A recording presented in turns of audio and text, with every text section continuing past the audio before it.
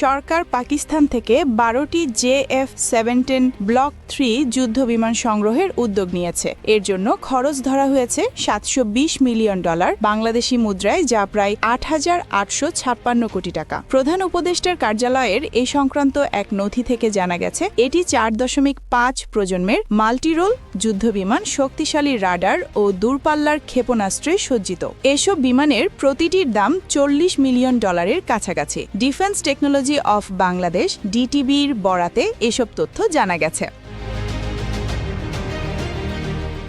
এসব বিমানের পরীক্ষা ও অন্যান্য যন্ত্রাংশ, বিদেশে ও স্থানীয় পর্যায়ে প্রশিক্ষণ এবং আরও কিছু যন্ত্রাংশ বাবদ প্রাথমিক অতিরিক্ত ব্যয় ধরা হয়েছে $177 মিলিয়ন।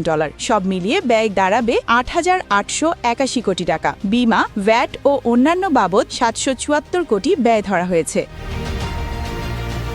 গত 6 জানুয়ারি বাংলাদেশের বিমান বাহিনী প্রধান air chief marshal Hasan Mahmud Pakistan সফরের সময় JF-17 ব্লক 3 যুদ্ধবিমান ক্রয় নিয়ে কথা হয় বলে জানিয়েছে দেশটির বিমান বাহিনী। এই যুদ্ধবিমানটি JF-17 থান্ডার নামেও পরিচিত। বৈঠকে পাকিস্তান বিমান বাহিনী প্রধান এয়ার চিফ মার্শাল জাহির আহমেদ বাবের বাংলাদেশকে সুপার মুশাক প্রশিক্ষণ বিমান দ্রুত সরবরাহ এবং এর জন্য প্রয়োজনীয় প্রশিক্ষণ ও দীর্ঘমেয়াদী রক্ষণাবেক্ষণ সহায়তার বিষয়ে আশ্বাস দেন।